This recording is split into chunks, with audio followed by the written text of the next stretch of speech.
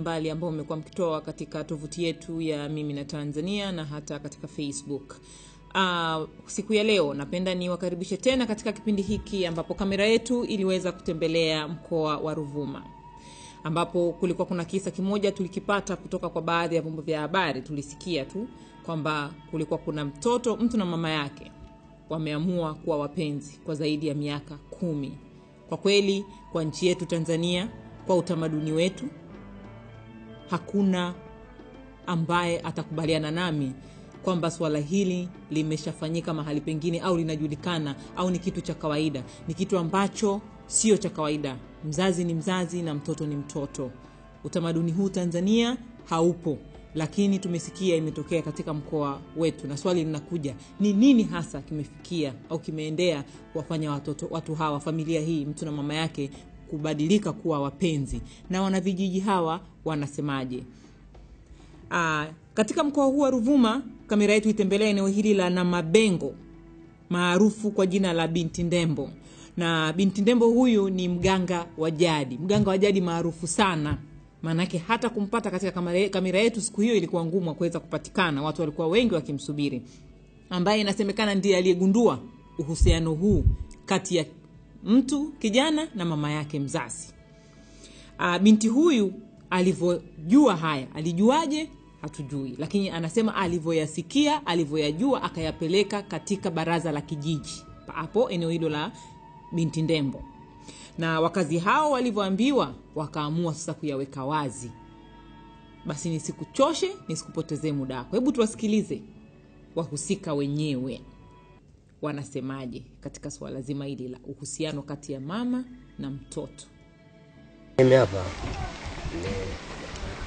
ni baba mzazi ambaye sasa hivi ni mke wangu. Tumeishi miaka 10 toka tuoane mimi na mama mzazi. Uchawi nikaona tu kwamba linakuja wazi kwamba mama mimi nakupenda, na mama akasema kwamba hata mimi mtoto wangu nakupenda. Basi tukaanza kushirikiana. Nikawa na watu watatu. Wa kwanza mtoto mmoja, wa pili mtoto mmoja akafariki, wa tatu na mtoto mmoja bado yupo hai kwa sasa hivi. Tupo 4. Wanaume wangapi na wanawake wangapi? Wanaume tupo 2 na wanawake 2. Hakutuchukulia wote hivi.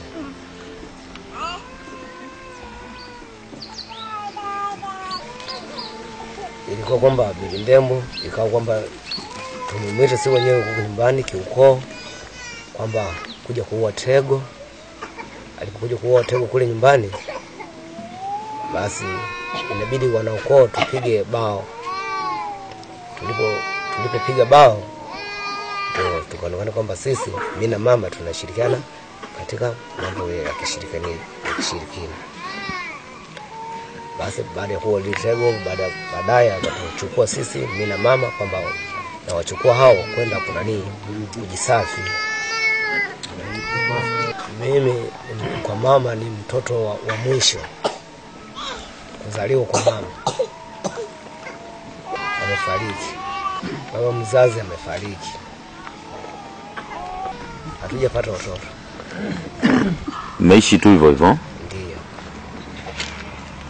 Nako.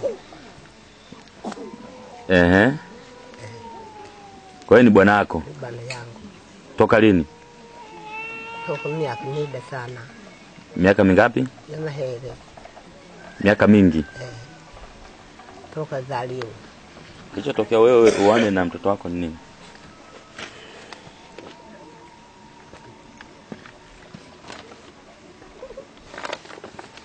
Kilichokufanya uone na mtoto wako ni nini?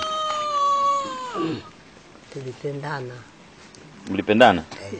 Nani alianza kumpenda mwenzake? Mimi. Jamii leo wazungukeni, ndugu na familia yenu walisemaje mlipooana wewe na mwanao? Pendana tu. Bibi una miaka mingapi? Yana hele. Yana 3. Miaka ya mahele. Miaka ya mahele? tangu mwana baba huyu ndiye mwisho. Kwamba mtoto uliomzaa huyu ni wa mwisho. Na baada ya hapo mkaendeleaje?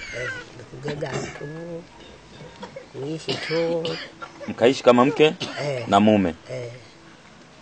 Na kwa nini wewe uliamua kuolewa na mwanao?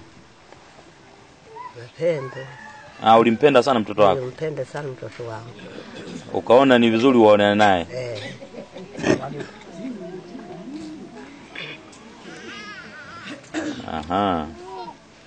Je, ndugu zako labda pengine kaka zako, wadogo zako na ndugu wengine kijiji kwenu walisemaje? Ajawa hechini. Hawakusema kitu. Ajawa tujaga na mwana jana nijaga na kujiu mwana wangu. Wewe mwenyewe ulisema unaoana na mtoto wako. Na mtoto wako kwa maana mtoto wako wake zake wale watatu anao au amewaacha? Bangwana baki. Wadada wake. Boga bali amewaacha? Ameacha. Kwa hiyo baada ya kuacha ikabidi akae na wewe. Je, mlifanikiwa kupata watoto? Hamkufanikiwa. Mnaishi tu hivi hivi? Sawa sawa. Kwa hiyo sasa hizi kwa maana ndoa yenu inaendelea au ipo tayari kwenye hatiachi ya kuachana? Ndio kulekana. Kijeji ni kulekana. Mnataka kuachana sasa hizi? Kwa nini?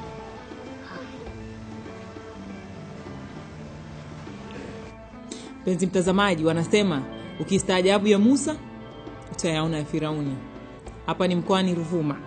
Baada ya kusikia yote hayo, sasa hebu tuwasikilize baadhi ya wanakijiji ambao walishuhudia au walisikia swala hilo na wamekuwa wakitoa maoni yao na wakilalamika kupinga uhusiano huu kati ya kijana huyu na mama yake. Wana yapi ya kutuambia?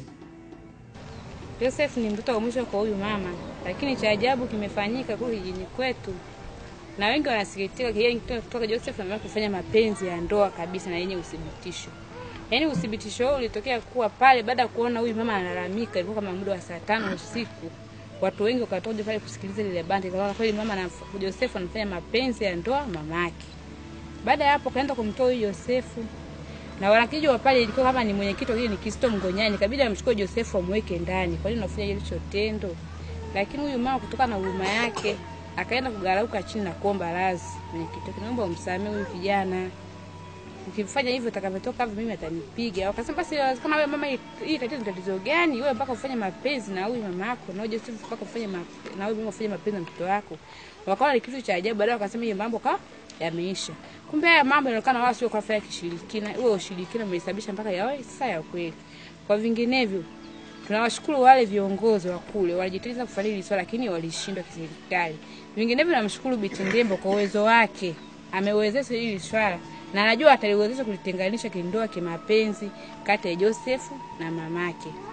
Pamoja na hayo namshukuru Binti Ndembo kwa dhati zote alizokuwa amefanya jitihada zake kuwezesha, manake ameokoa hata watu wengi na hili nalo ni swala la ajabu kutokea katika mkoa huu wa Ruvuma. Kwa hiyo tunamshukuru pia. Mungu amjalie neema zote au neema mara 200. Lakini masuala ya uchawi nimeyaona toka nimefika 2010, uchawi umeshika wengi sana, lakini tendo la huyu mama na Joseph kwa kweli limetusikitisha sana. Sijawahi kuona wala kusikia toka nizaliwe. Kwa sababu historia ya zamani walikuwa wanasema hivi, mtu na mama yake kufanya mapenzi ni mwiko. Sasa nashangaa hao. Sasa sijajua kama hawajua kama ni mwiko au vipi, sijajua. Kwa hiyo nimesikitika sana. Joseph amwache mama yake. Huyu mama ana watoto wa kike. Sasa hivi ushauri serikali tunachoomba, huyu Joseph